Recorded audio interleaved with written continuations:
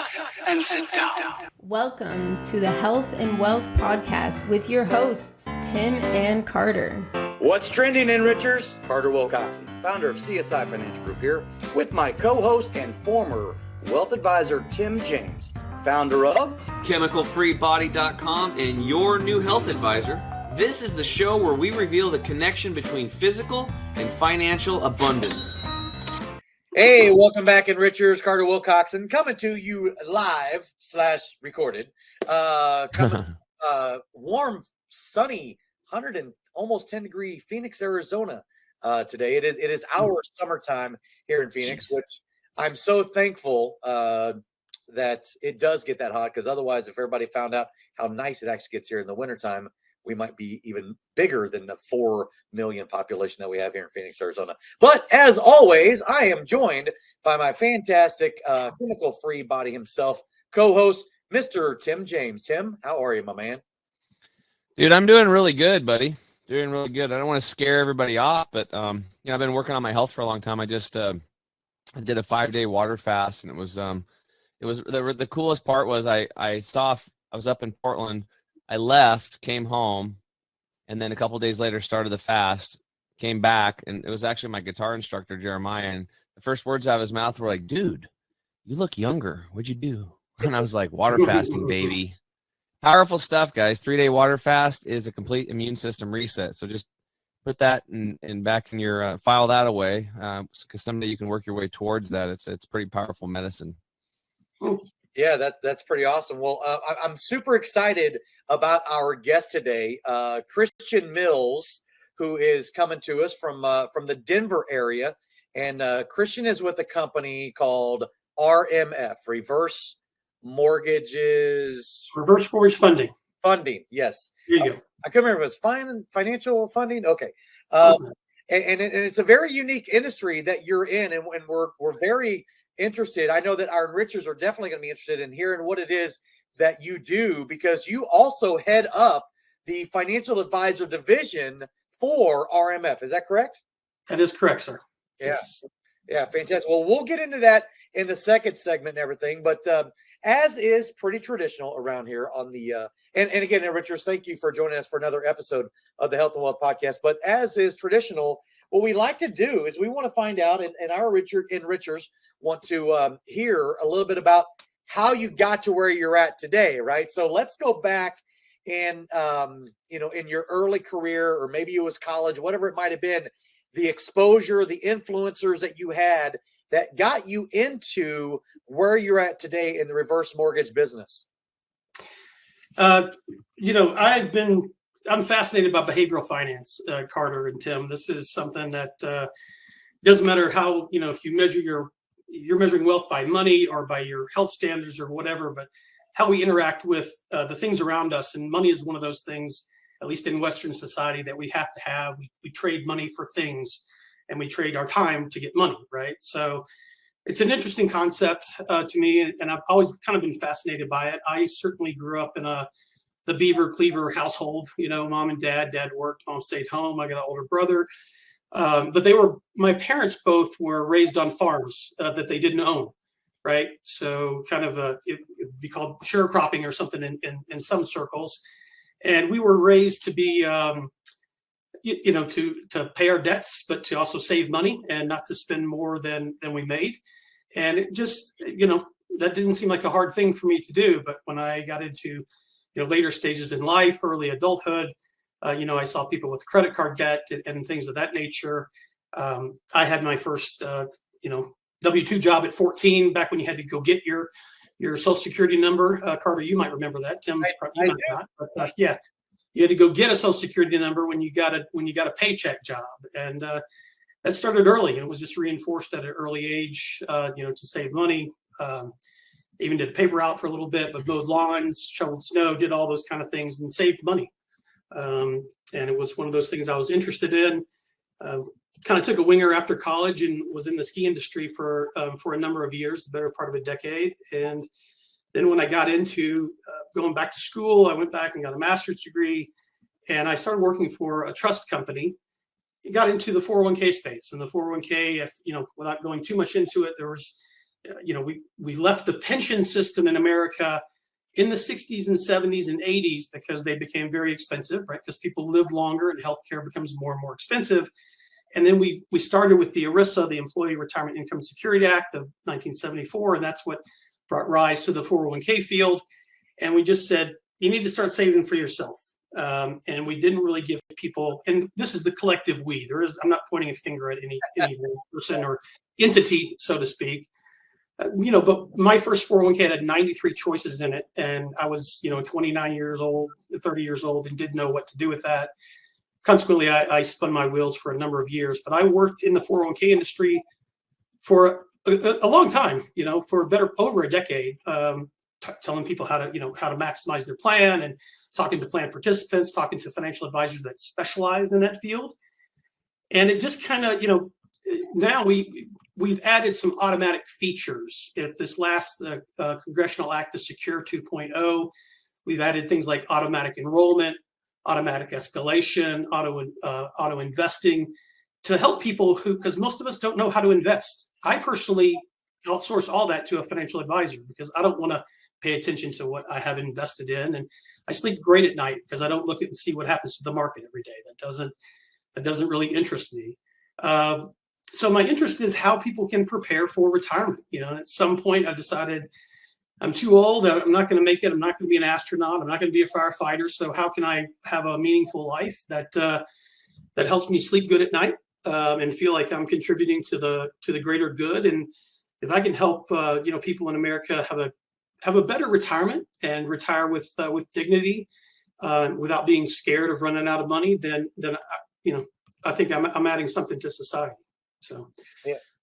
Well, that's a very extensive background, and when we spoke originally, prior to you making the decision, and thanks again for coming on and being a guest on our show and everything, and this is, by the way, another first tip, James. Our very first reverse mortgage organization that we've ever had on the podcast. So we love having first on here. So thank you. Yeah, let me say this, Carter, too, because if anybody's listening and they're thinking about tuning out because of reverse mortgages, you should really hold on to this, because what ended up happening was when I was in the mortgage industry, I actually started doing reverse mortgages. I did them for 3 years before I exited and became a financial advisor.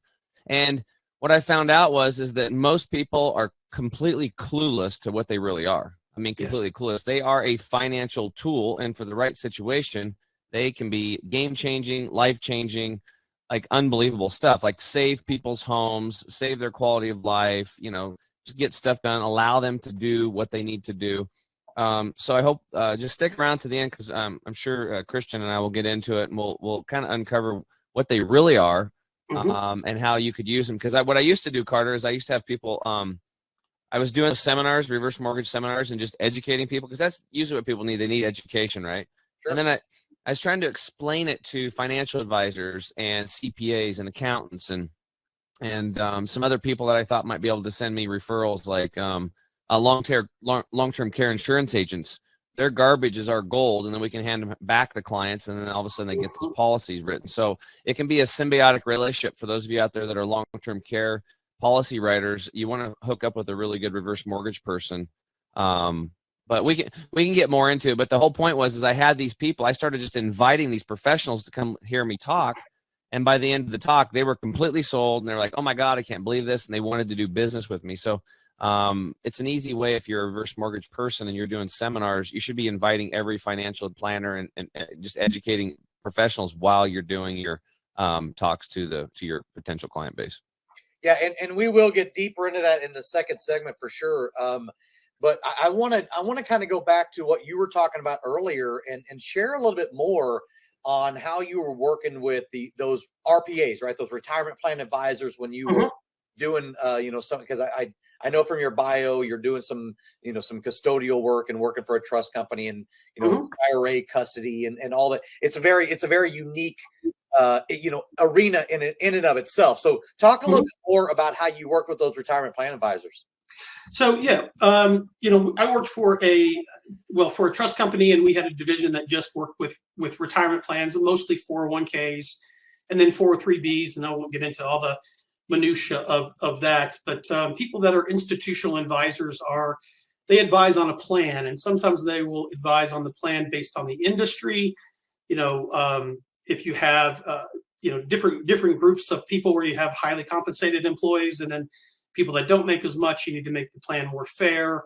So the government has tried to make the 401k the be all end all, and it's a great tool. It certainly is, but people have to participate in it first to make this happen. So my job, I'm trying to move the participation needle from maybe 85% to 86%. And I never saw what happened. I never talked to the people that much, even though I would be in front of them saying, you need to contribute. And if you contribute 6%, the company will give you another 3%. And, here's how to maximize your savings. And, that was all fine and good, but I never really saw the end result. And actually I used to kind of make fun of the reverse mortgage industry, Tim, and I'm sure you are familiar with that. I thought it was stealing grandma's house. I don't know why I thought that. I gathered that from the ether.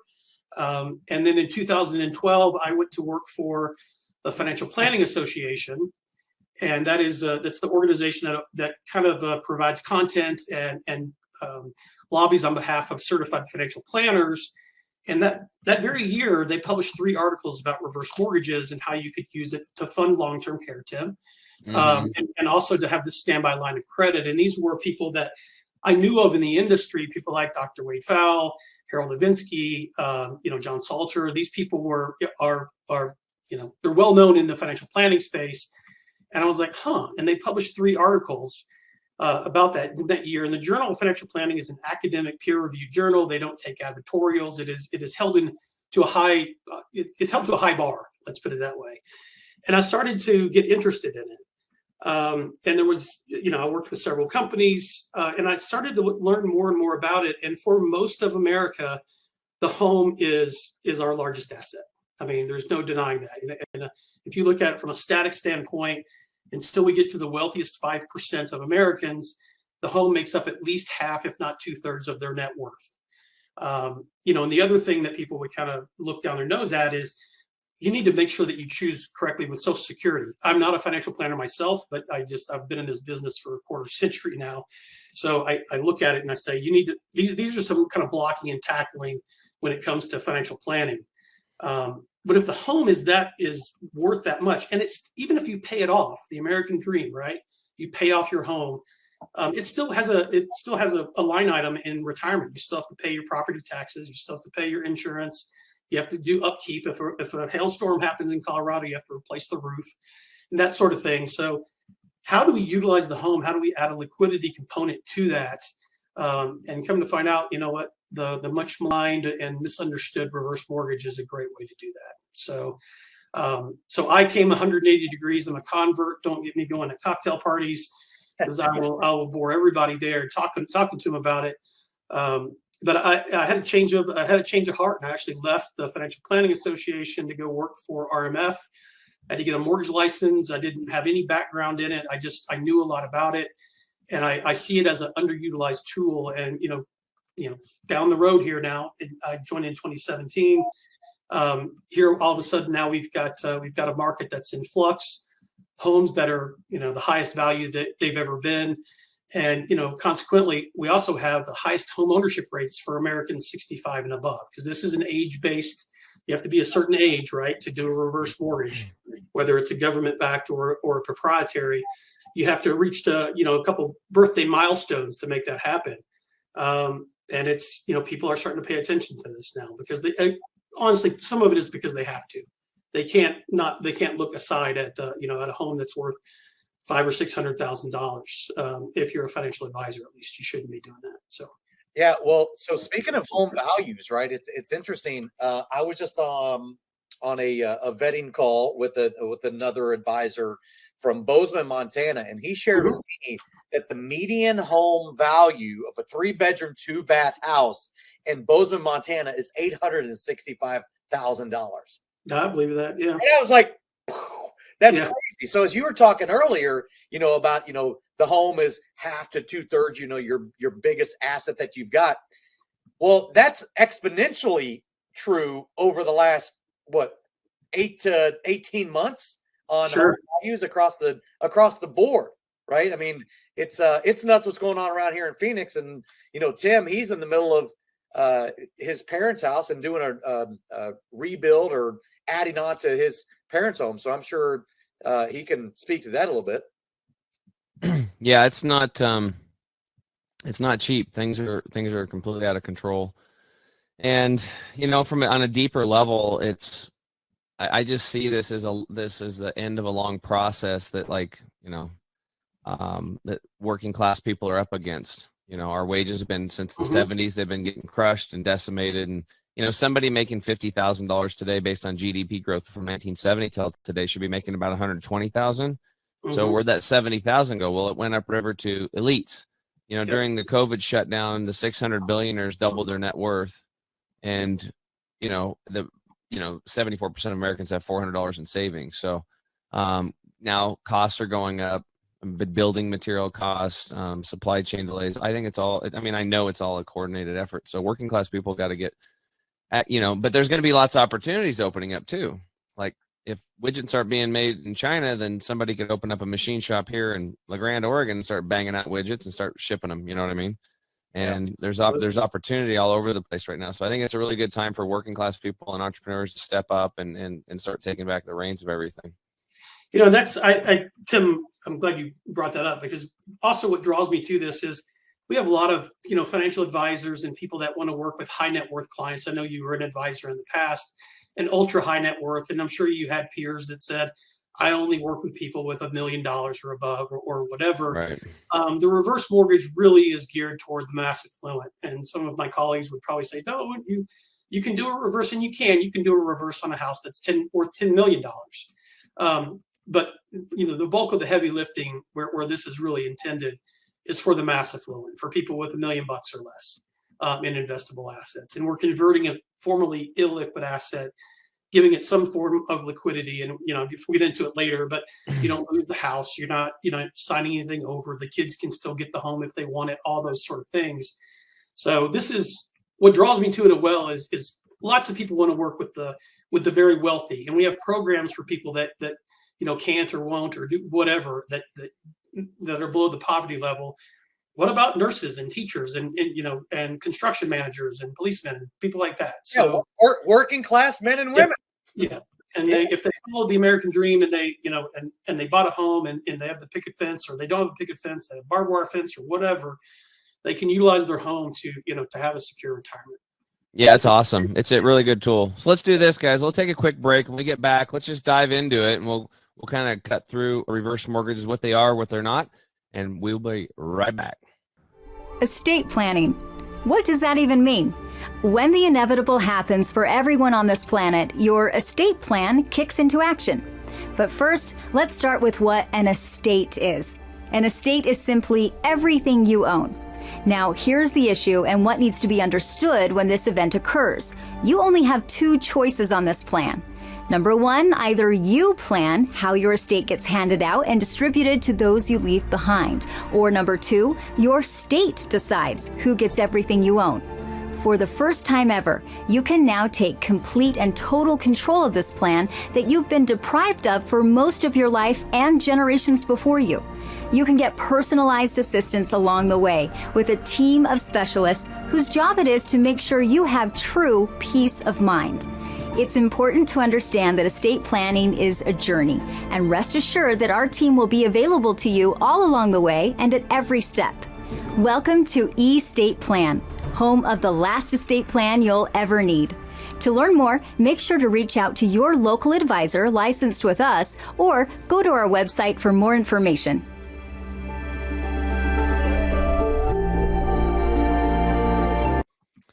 What's up, Enrichers? Tim James here. I'm back with my co-host Carter Wilcoxon. Today in the house we have Christian Mills.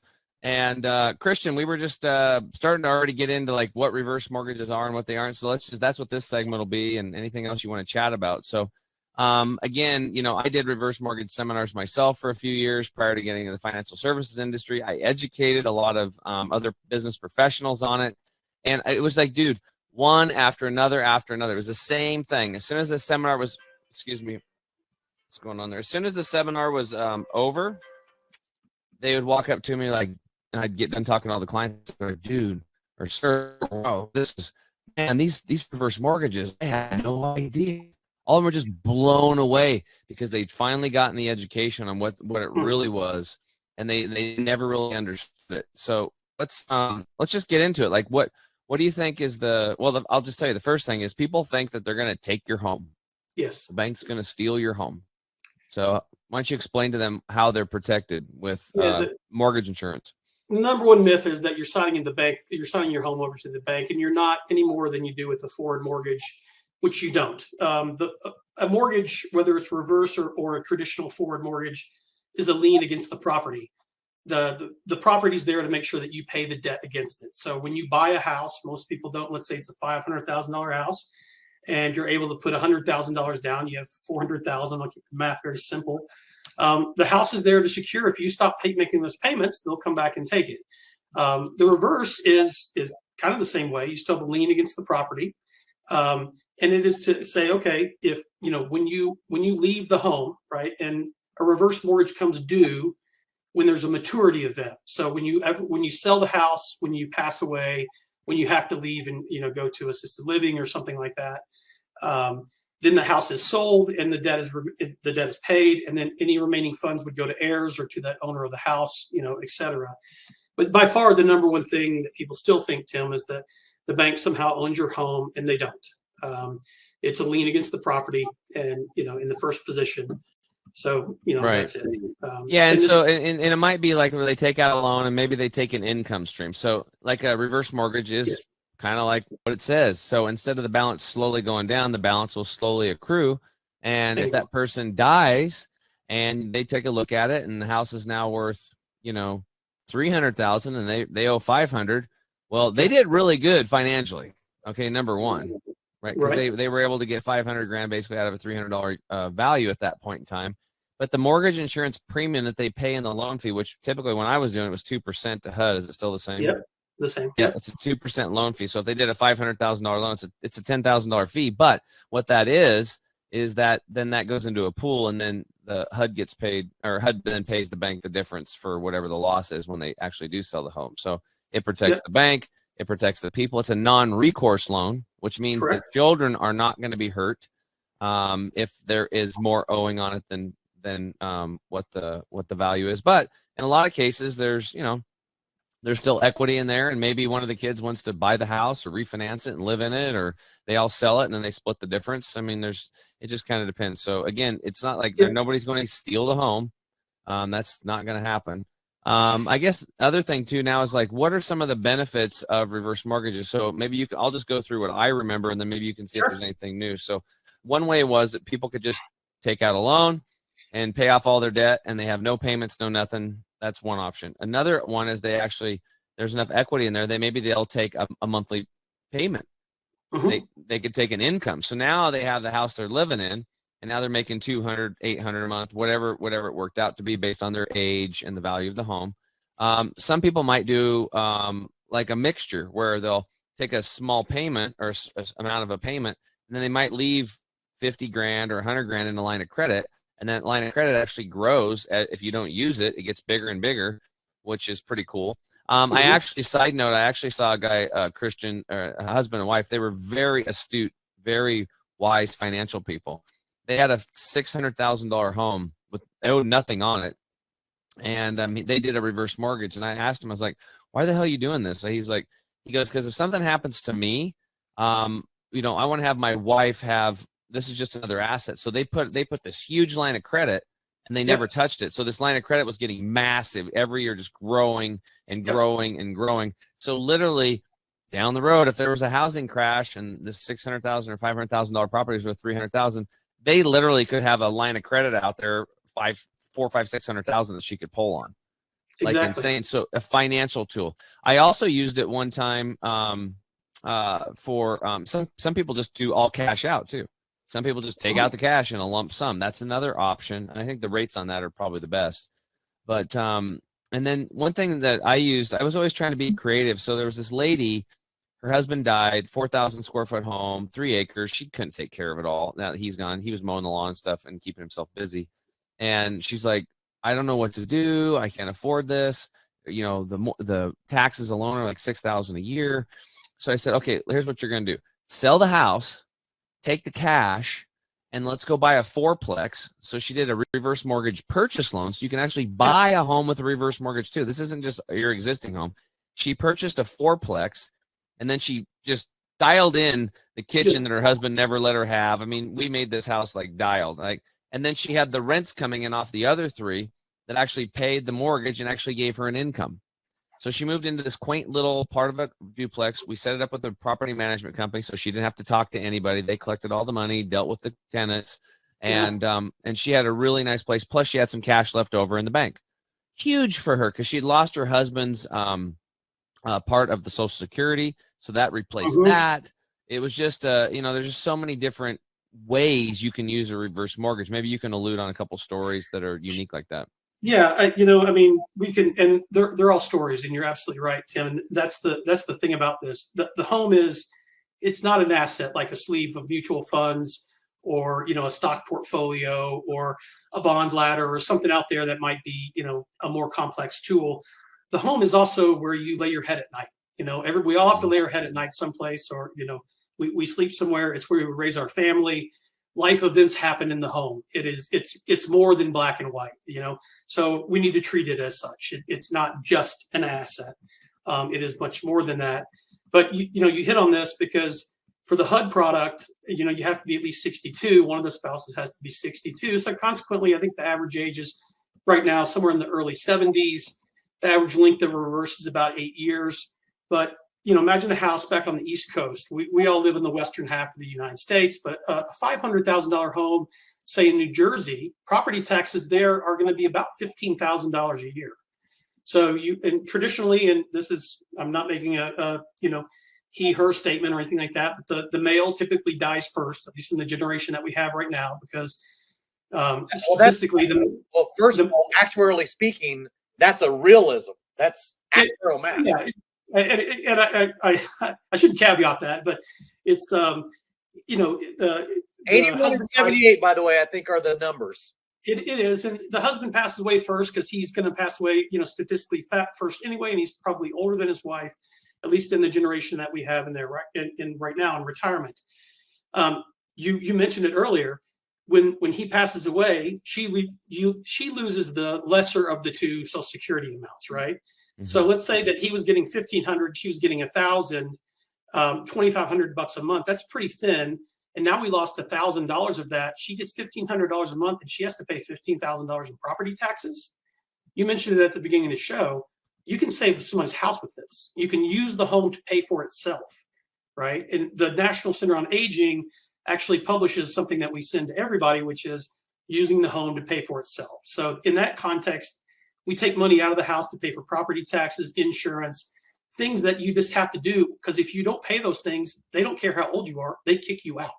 And you know what's really cool? I don't know in the other states, but in Oregon, they allowed us to do this. Like if somebody was really broke and they had like no money, we could set up a reverse mortgage, but we wouldn't create like it's almost like a Medicare for taxes.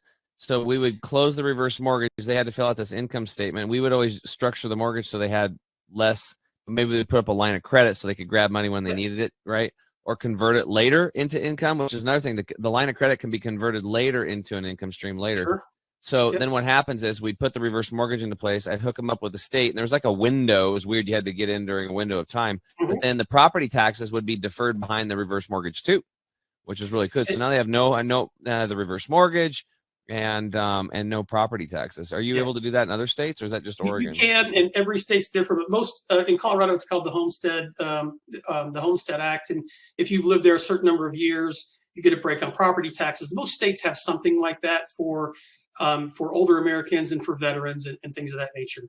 But to get back to the first question, that's just one way that it might work. So that's and we think of them, Carter and Tim, as needs-based and wants-based. We have this continuum, right? And usually they're not on one side or the other. They're somewhere in between. Needs-based is I don't have enough money to retire on, and I need to use the house. Wants-based is I've got a portfolio, but this gives me another bucket of cash to draw from. And I'll give you a couple of examples here. And this is where it comes in to become a tool for financial advisors, which is what I work on, what my expertise is in. So you could use it. I'll give you some simple examples. You could use it to defer claiming Social Security. Let's say you want to retire at 65. We know that every year that you wait to claim Social Security, you get another 8%. Yep. And 8% doesn't sound like a lot, but believe me, when you add 8% up over 5 years, it's a difference in what your monthly payment from Social Security is going to be. So you can draw money from the house while you're waiting to get to 70 to max out your Social Security. Right? So this is why it's important to stay healthy, because then you can stick it to the government and get your money back. It is. Yeah. So a Social Security delay claiming strategy. Also for those once-based clients, we have people that would use the house, right? Because now we have the market is in flux, right? The Dow Jones is up and down every day. At least that's what they tell me. Again, I don't look at that. But if you're a financial planner and you're working with older Americans and they have retired, that you mentioned it earlier, you're in the accumulation stage, while you're accumulating and saving money. Then when you retire, you're in the decumulation stage. So we don't think anything of spending assets down once we need to tap into our IRA to live, right? Because we need to augment Social Security. Well, you can also take money out of the house because it's called sequence risk, which is just a sexy way of saying don't sell low when you bought high, right? Because if you bought Apple at $100 a share, and I totally pulled that out of the air, and now Apple's trading at $50 a share, but I need money to buy groceries. Mm-hmm. So when I call my financial planner up and say, I need, $20,000 or whatever that is, the financial planner's like, ooh, the market's down. Yeah. I don't want to sell right now because you're going to lock in a loss. And not just the market's down, but I'm going to sell at a loss. I lock that in guaranteed. Yep. The house is a non-correlated asset. It's called a buffer asset. So, and I'm maybe going a little too deep here, but they're drawing from funds and not taking funds out when it's inopportune time for them. So it's a tool. We're talking about this. This is another bucket of money. It's tax-free. You bought the house with after-tax dollars. The money you take out of the house is considered a loan, and it's tax-free. You don't pay taxes on it. The other one that we're starting that's really important for people to know that the income is tax-free because it's actually a loan accruing against the house. So you cannot tax a loan. That's a very important point. And that's probably the number one concern the seniors had when I was doing work with them. They were, they're going to get taxed me on this? You're not going to get taxed on it. The tax advantage status, and I'll give you one more play, which is kind of 2.0, that now market environments and what we're seeing in the market and where we are as a country, people taking money out of the house to convert assets from an IRA to a Roth IRA. Because you have tax preferred money that comes out of the house. You don't want to pay taxes in the future. You can, if you wanted to convert, whatever your tax rate is, let's say you want to convert 500,000 into a Roth, you pay the taxes one time, 125,000 versus over time. But then you say the property or the funeral tax or whatever it is, once it gets passed, now you're talking, saving hundreds of thousands of dollars in taxes, literally. Yeah. So, and I won't go in. There's many different avenues to do it, but we have to sit down and we need to talk to the people. What does your client want to get out of this? There's 90 different combinations in my company alone. So we want to know what, if you could wave a magic wand, what would you want this to do for you? Right? Yeah. And maybe you're talking to some clients and you find out that their mom has their house paid off and dad died and she's on $650 a month Social Security and she has nothing. And and the roof's leaking and the house is it's going to dry rot and be worth a bare lot. So I actually had quite a few of those where you would take these ladies and like this one lady, she owed like hardly she was barely able to make her mortgage payment. This little mortgage payment was like $400 a month or something, but it was set up a long time ago, and was able to pay that off, get her about $600 a month in income. So that's $1,000 a month switch in income flow for her, which is huge. Fixed the roof and the siding, got that dialed, and left her with a $30,000 line of credit for emergencies. Completely changed her life. She was sitting there literally with buckets catching water when it rained, watching her house just fall apart. And now her house is bulletproof for the rest of her life. She gets to stay in her home. She got the line of credit. She's got this extra $1,000 in cash flow. So, I mean, these people would hug me. We had a couple when they got their reverse mortgage, they actually built a new deck, and then they sent me pictures of their deck. They had they got remarried for their 50th wedding anniversary, and had their friends show up that were still alive. and then they sent me a big picture with a thank you card. And so I have a lady who sent me she made birdhouses, and then she wrote reverse mortgage birdhouse thing on it. I still have it. I'm going to put it up. It's really cool. You get really cool clients, and you're really helping people. It's an awesome tool. It's great. It's a great job. I love what I do, and I love the work we do. And if you talk to people that do this for a living, I've never had one that I did myself where the people weren't thrilled with it. They weren't. This changed my life, and I got a voicemail on my phone that I keep for where we help save a person's house. And she's left me a crying voicemail, and from there having a tough day and I need to keep going, I listen to that, and it might sound a little hokey, but you help. That's a real thing too. That's a real thing. They're back property taxes, and they didn't know, and all of a sudden we actually had one of those. We rescued it the day before it went to auction.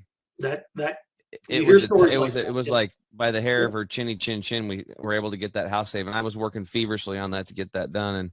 And what a great thing. And they're great clients too, because then they start sending you their friends for sure. It's like lots of referrals. Absolutely. Yeah. You hit the nail on the head. You can change somebody's life. So absolutely. Yeah. Really cool. Carter, anything else before we go to the next segment? Well, yeah, I just wanted to chime in a little bit about, one of the things that we've talked about a lot, and Tim, your parents are actually owners of what we call our estate plan.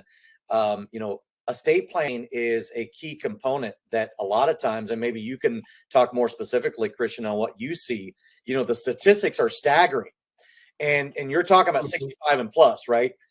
The issue that happens a lot of times is that a lot of the proper planning, post-mortem, if you will, when these triggering events, as we call it in the industry, happens, how are we ensuring that those assets are also not going to go through probate, and they're going to make sure that they're distributed properly and things of that nature? We need to make sure that we have that proper distribution plan. But, the statistics are staggering. 83% of Americans, this is from Wealth Council statistics, 83% of Americans don't have this necessary tool that we call an estate plan, using wills and trusts and the combination of all those things. What have you seen in your line of work, Christian, on how does that 83% statistic line up, if you know?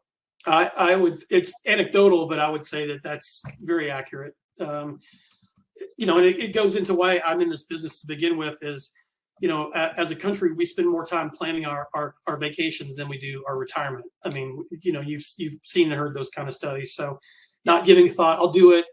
It might be, I've heard, some behaviorists say it's because we don't like to think about our own demise or whatever that might be. But, live well, leave well kind of a thing. I know that's, I think it's a mortuary tagline somewhere that I read, but I like it. It's catchy, right? So you don't want to leave a mess for your family. Certainly if you care for them, you don't want to do that. So we run into it. Absolutely.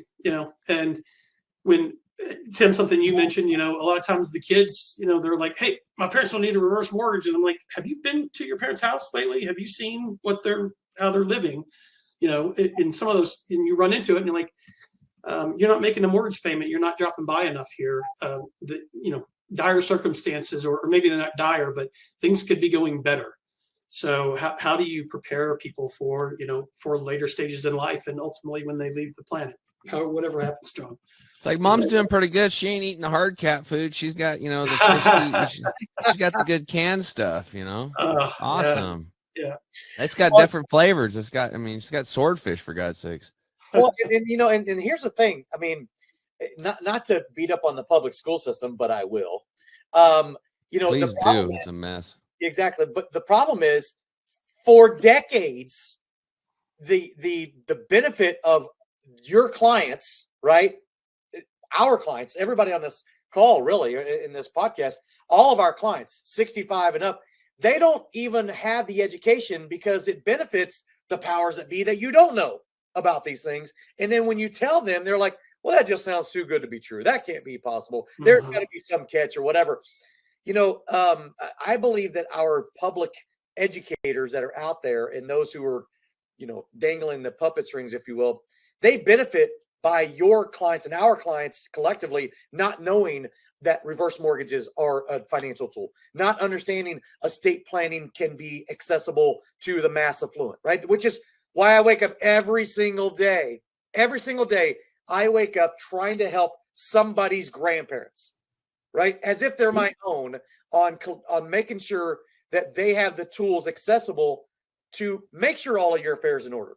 You do the same type of thing, Christian. And when we spoke originally, I was like, man, we are so simpatico and believe in, especially 65 and up. That's the demographic we're talking about, right? Yeah. They need the education on why reverse mortgages are potentially critically beneficial to them and having a meaningful retirement, right? And then what happens when you're no longer here? We got to make sure that the distribution plans are set into place and everything. So the mass affluent demographic, that 500,000 to 5 million area, that's very underserved.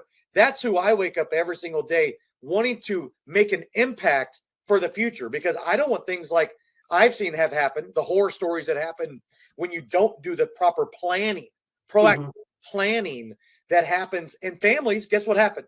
They fracture if you don't do the proper planning. And that's why I wake up and why, what my why is. And I love the passion that you have, Christian, with RMF on being able to deliver, working through the financial advisor network on why it's a critical financial tool. It is. And a lot of people will think also, Carter, that, that's a lawyer, that's expensive, right? But, estate planning doesn't have to be expensive. It's a necessary, I think it's a necessary component to protect your family, not just financially, but you're right. It causes a lot of, behavioral rifts if you're not clear about what you want, who gets grandma's china and who gets the silver or whatever. That should be laid out. Nobody's going to argue with the person who spelled it out before their death. Yeah, it's actually a good thing too, because when I know every single client that I had, because I think that's why I went into financial advising afterwards. I hooked up with a really awesome estate planning attorney back in the day, and I was pushing them. I'm like, you need to go get a trust set up. You need to go get a trust. And now they actually had a little cash from reverse mortgage to go do it. Then they found out it wasn't that big of a deal. They had a few meetings. Yeah. Now with Carter's program, it's really easy. So it was really good because they're reverse mortgage. They're kind of thinking, they're realizing they're mortal, right? And they're kind of planning for the last few years. They want to enjoy that. And then it's like, it's natural fit to get their estate plan done at the same time. So Carter you guys should be like, peanut butter and jelly. Working together. Our first few meetings actually went pretty well. Yeah. And awesome. One thing, and I'll go back, but you sound like you did this enough, Tim, you probably helped somebody like remodel the house, right? Like they're living at the house. And oh yeah, totally. Whatever study we look at, we know it's in the high 90 percentiles, like 95 plus. People want to age in place. Nobody wants to go to, a cold facility, even more so since COVID, right? Because of, any sort of place that was sealed, whether that was a assisted living, a ship, a prison, whatever. I mean, the virus just moved around in there. So people want to age in place. Let them remodel their bathroom and their kitchen and live those last, 10 years or 12 years or whatever it is with an easy, in a house that's easier to get around in, to cook in, to do the daily activities of living. Let them enjoy that. And we actually did tons of those, Christian, tons of them, like, because all the bedrooms were upstairs, but they couldn't get up and down the stairs, so we'd put in one of those chair lifts, right? Yeah. Or they would build a master bedroom downstairs, right? Stuff like that. Walk-in shower, no sill. Yeah, the walk-in bathtubs. Yep. Just be really careful of the people listening out there on the walk-in bathtubs, because there's some people online that are really scamming seniors on that stuff. This lady was like, I was like, where did you get this loan? It was like $15,000. She had to take a line of credit out of her credit union. She was like, oh, I got a walk-in bathtub. I was like, 15 grand. Yeah. I went and looked at it. It was just like a plastic insert. They were in and out in like one day. And I'm just like, oh my God. So I had my, I talked to my contractor. He's like, dude, he goes, I could have done a custom job made out of, I don't know, some exotic marble from Peru for $6 grand, with bolt handles everywhere and, pimped out. And so anyway, look out for your senior clients when you're giving them money to ask them if they're going to be making any purchases and help them out. Be an advisor for the reverse mortgage people out there. If you're an advisor, make sure they're being stewards with their money. They're not getting taken advantage of. Absolutely. So. No.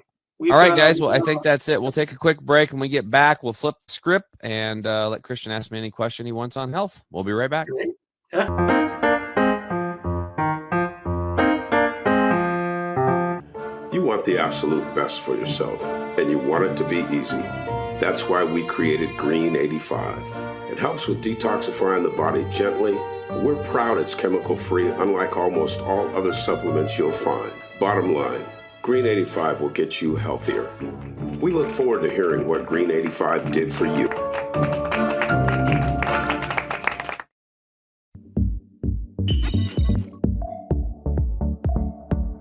To get this product and our other amazing products, go to chemicalfreebody.com. That's chemicalfreebody.com.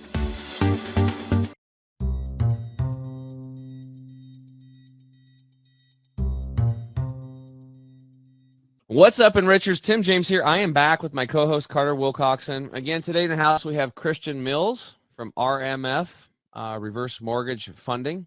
And I also want to thank you, Christian, for being here. It's been great having you on the show.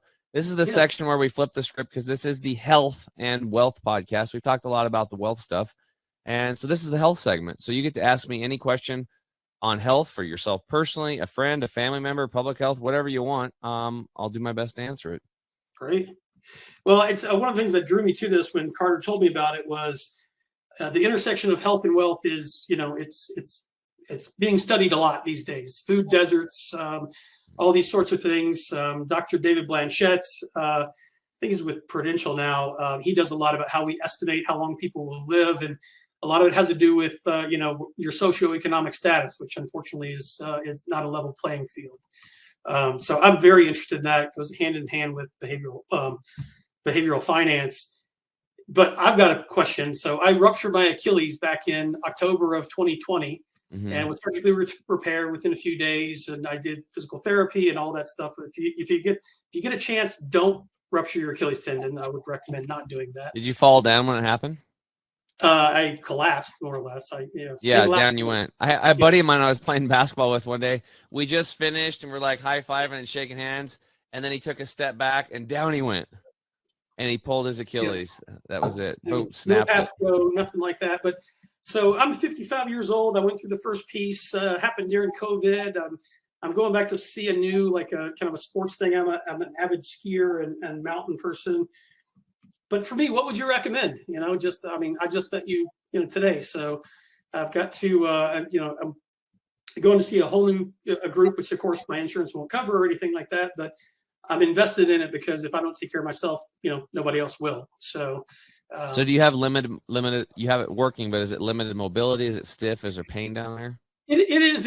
It's more, I can, this is the good leg. I can move up and down like that. Surgically repair leg. I have about 70% range of motion or something like that. So, okay. I just saw my surgeon again a couple of weeks ago. Everything's fine. That's going well. It takes time, is what they tell me. So, yeah. Well, outside, the fastest way to heal anything is increasing your blood flow. Okay. That's number one. So then the question is like, what can I do to increase my blood flow? So, grounding pads. Have you heard of grounding or earthing?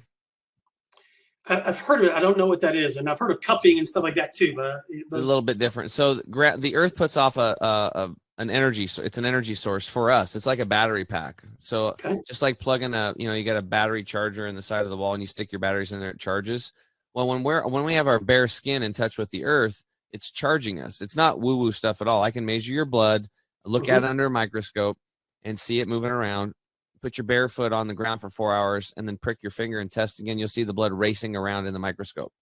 Literally, as soon as we break contact with the earth, inflammation begins. So as soon as you recontact with it, it takes inflammation down. And when you're trying to heal, it's all about reducing inflammation. You do that through blood flow and bringing, oxygen and water to that system to pull their inflammation out. So what you can do is you can get these grounding sheets that are lined with silver. And then every residential building, there's one called GroundLux, GroundLux. Those are sheets. Or you can go to a place called earthing.com, and they have pads. Like right now, you guys check this out. See this pad right here? This is actually plugged in, and I'm grounding right now while I work. I'm grounding 24/7 because I understand the importance of this. So there's documentaries on grounding and earthing. You should check it out. They'll blow your mind. Like earthing.com, the documentary, and you'd be like, how did I not know about this? I'm getting one of these immediately, and you can actually hack your sleep. Like I have a Whoop watch on right now, kind of a Whoop band they call it, or an Aura ring, and you can actually track your sleep, and it'll definitely improve your sleep and everything else. And recovery, we definitely get people that post-surgery, but everybody should just be grounding. So outside of every residential and commercial building, there's an iron rod going down, and there's that wire coming in. That's the third prong, or the foundation, that the ground to the electrical grid. It's the third prong. So these things, you just plug into the third prong only, and it brings that current from the Earth's energy into those threads, those silver threads, into your sheet, and you're grounding at night while you sleep, or laying on a pad, or I'm touching this pad right now and I'm grounded. See?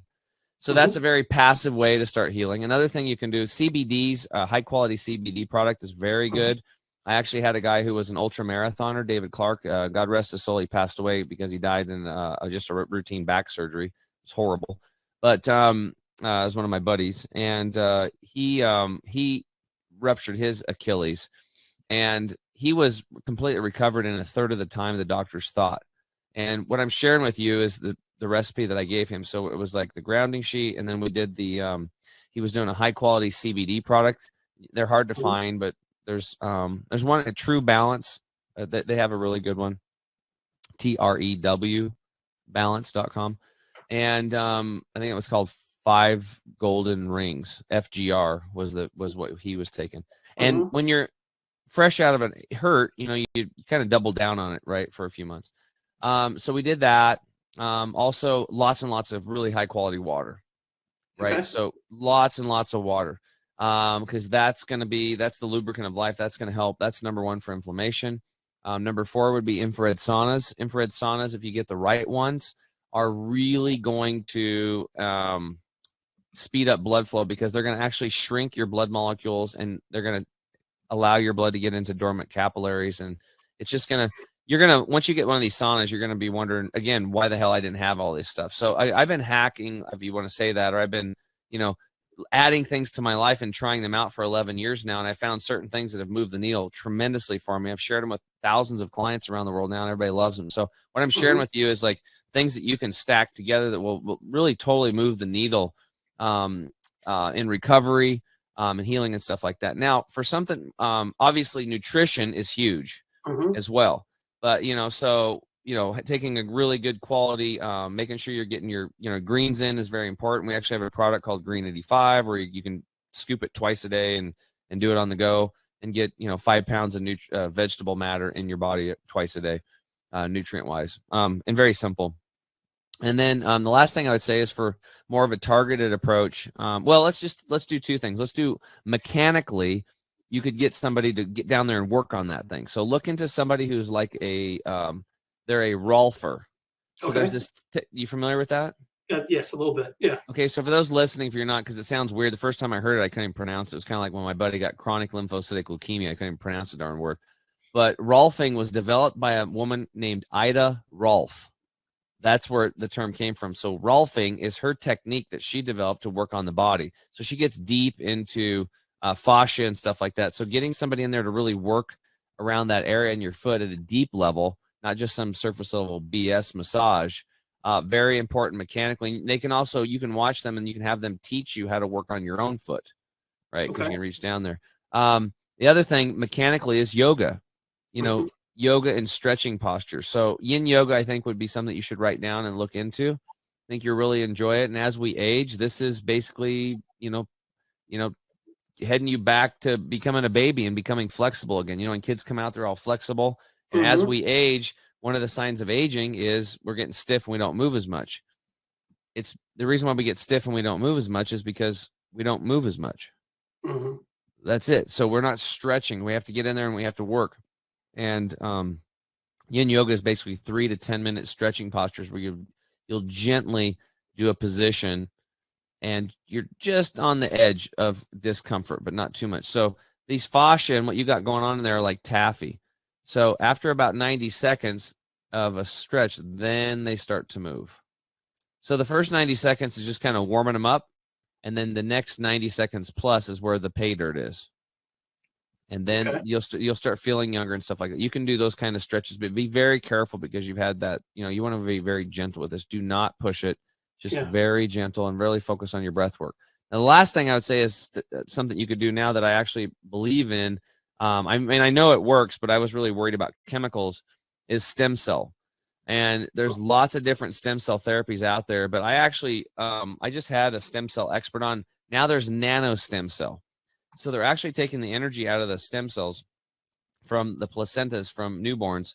And we're able to do that. And it's cleaned up because I didn't want to put the blood of anybody in me because of the toxic chemicals. I mean, every single child being born, the umbilical cord studies show there's 180 cancer causing chemicals in the womb of every newborn today. So that told me 9 years ago, everybody's polluted. And that's why my company's called Chemical Free Body, is because my mission is to bring awareness to this, because the older we are, the more time we've had to bioaccumulate these toxins in our fat and our muscle tissue and our brain. And it's just a matter of time before a straw will break the camel's back with this toxic microscopic body burden. So your cells have like these backpacks of toxins on them they're packing around. So we teach you to sweep that crap out. Your cells are unburdened. You become unburdened. You get your energy back and stuff like that. But those stem cells, I'm just looking it up. I can't remember what it is, but you have to look it up. It's the stem cell podcast, my podcast called The Health Hero Show. Look that up, and you can connect with that doctor. But okay. that would be a nice stack for you. All the stuff I gave you is plenty to get you going. And you should, besides helping you heal your Achilles, if you do what I just shared with you, you're going to have a much healthier, happier life, and you're going to have a higher quality of life too, to enjoy all those, helping more people do reverse mortgages and enjoy the income you've earned and saved so hard. Excellent. Well, thank you. Yeah. You're welcome. And you, since we're not all about me here, I'm interested in your take on what it would take to have some sort of leveling of the. This is a big question, Tim and Carter. Sorry, we get derailed here, but the healthcare industry, the insurance stuff, is mind-boggling to me, and I don't pretend to understand it, exactly or anything along those lines, but it's certainly, I still don't understand why a healthcare company could pay less than an individual. It seems like they have more money; they should pay more. When you go see a doctor, you ever get the bill and it says, here's what your physician charged, here's what we negotiated and paid. I guess it's the power of, deeper pockets or something along those lines. But, we're it depends on how you measure where we are as the United States of America. We don't have healthcare for everybody. I mean, that kind of, makes me a little nuts. I got to tell you. Well, I'll just say this. We actually do have healthcare for everybody. Everybody can get healthcare in the United States of America. There's no one that can walk into a hospital and be denied healthcare. Nobody, right? But what you're talking about is health insurance for everybody to be able to not have to pay for it, or you pay less for it than somebody else. Here's the one thing that and people are blown away by this, but I take my health pretty seriously, which is why whenever I met Tim, the Health and Wealth podcast and the whole infancy of that, it made perfect sense for the two of us to join forces. But, the thing that I found out a long time ago is all that stuff that's that they charge you so much for whenever you go in to get anything, no matter what it is, that's all like negotiated. You're a healthcare provider. And I haven't had health insurance for me and my family for 12 years, right? Because all my doctor cares about is getting paid. So I literally negotiate with him to pay. Just simply not having insurance for him is less of a burden. I'm talking pediatrician, right? It's less of a burden for him. He just wants to get paid. And then I get basically a discounted rate simply because I don't even have health insurance. I just pay straight out of pocket. The amount of, for a healthy family that's constantly being healthy and serious about health, how little we actually have to go. It's not about those little things that along the way that are concerning for parents. It's those big things about what can happen to your kids or whatever in order to pay for that. But I know I'm kind of sort of all over the place with this, but I made the decision, actuarially speaking, again, I would much rather keep all that extra money in my pocket. Like whenever I used to work for a company before I started my own, my health insurance was free. But to add my family to it, it was like, now this is however many years ago at the time, talking 15 years ago when I used to work for a company. It was like $600 a month just to add my family. And then of course you got the co-pays, you got all that stuff. You start doing the math, adding that up over so many years. You're like, wait a second. Can't I just work directly with my doctor, my primary care physician, and pay? And guess what? 75% off what it would have cost me originally. And I had to go to emergency one time for my son, and they simply said, okay, here's how much it costs. You don't have insurance. Here's how much it would have cost, but we're going to take 75% off. Here's all you owe. Okay.